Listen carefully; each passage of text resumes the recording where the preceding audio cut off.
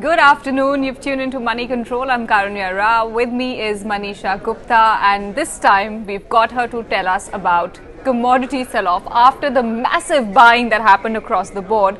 Now, certain commodity baskets are witnessing some. Is it profit booking or is it a sell-off that could persist for some time?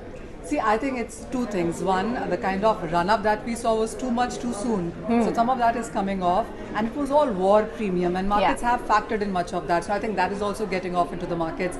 Third thing is that you've also seen those COVID situations in China, highest COVID cases in 2 years in China, and with China's no COVID policy, there could be even more stringent restrictions coming in. So the demand could actually get lower. China is the country when it comes to commodity, whether it's crude, whether it's metals, it is the largest producer and consumer as well. And the fourth thing really in the market is that yes, there is profit taking there. There are speculative trades getting out of the market, but there also is some restocking coming back into the commodities that you think where the fundamentals are stronger. There was a bit of a demand destruction on the higher sides as well. So what the markets are seeing right now is pretty evident. When you see that kind of a jump up coming in, there is this kind of a correction. But tell me something, if say COVID situation worsens, because even in Italy and France we're seeing a spike in numbers, won't safe haven buying once again pick up if there is, if the trend persists in terms of COVID cases? So the safe haven buying does not come in tangible commodities in that case. What happens is if you start... I meant for gold, precisely. Yes, it will happen for gold, but for gold it's a double whammy on one side. Yes, that is the case, but on the other side you have the strength in US dollar and the US Fed meeting. So until the time the US Fed meeting where the announcement would come in at 11:30 our time today, once that is out of the way is where we will see a direction. 25 basis points has been factored in, but the tone is Fed going to lay out a pattern for you? Will they say number of interest rate hikes? What are their concerns? I think markets are holding with bated breath on all of that. So let's say there is a negative surprise. Let's say there is a 50 basis points hike. What happens then to gold prices? So we've already come off from 2066 of a high. We saw 1908 of a low yesterday. So that is nearly $170 being shaved off. If that is the case, 50 basis point is something that the gold market is not ready for. If that comes in, then we clearly are breaking below 1900. Then 1850, 1840 is what you should be ready for.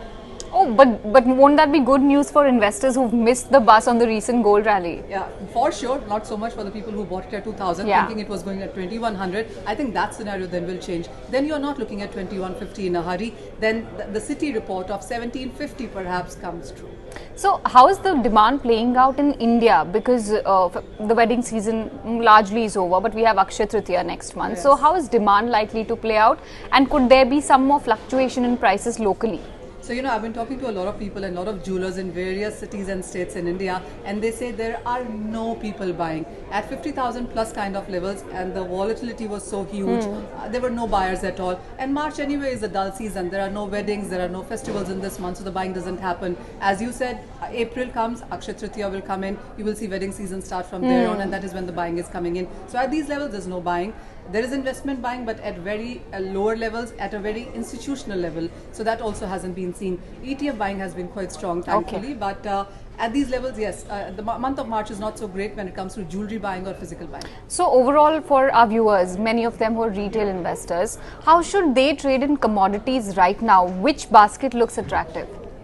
I think gold is a good buy, as you mentioned, on the lower side, because when you're a retail buyer, when you're an investor, these are good levels to buy. On the longer term, gold is expected to do well this year in 2023 as well, because the inflation concerns are still on. Even if there is a rate hike, it won't be so much, because we still are looking at pandemic, we still are looking at the war sanctions as an impact that will play on for the next 2, 3, 5 years as well. So that would be supportive for gold. So any time that you buy gold below 50,000 rupees, even a staggered buying up to 48,000 rupees, I think is a great idea to be in case of gold. And silver by Diwali, the expectation are that it would go to 85,000 rupees. So any dips that you get in silver as well is a good So I should start loading up now? Yes, you haven't started yet. I have, but I could add some more.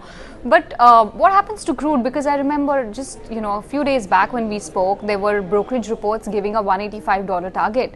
What happens now? Because we've cooled off a fair bit from those levels. We're now sub-100. We did reach sub-100 levels. Yes. So those 185 targets and $300 targets all were if and buts. If the situation plays where we see a sanction from the world on Russia, that hasn't happened. So we've seen the crude prices cool off because of that. The second most important thing is, again, about China, the world's largest crude importer.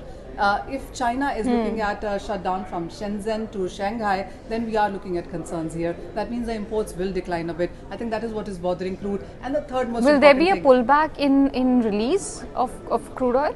There could be, yes. That's what the markets are anticipating. And then Karunya, on the charts, when you look at the kind of sell-off that we've seen in crude, it is oversold. Also, a 27% decline from its highs tells you that it is a textbook bearish segment. Remember, when 20% from lows goes high, it's bullish. 20%, I think that is what is also playing out to the markets. Important targets now to watch out for will be $96. If you see a closing below 96, then I think we are getting slightly further bearish in the markets. Yes. What happens to companies who are users of crude, who are users of iron ore, steel, aluminium? Because yes, I mean, it's not as dynamic, the pass-through effect, but maybe in the next 2-3 quarters, will they also see an easing in commodity costs?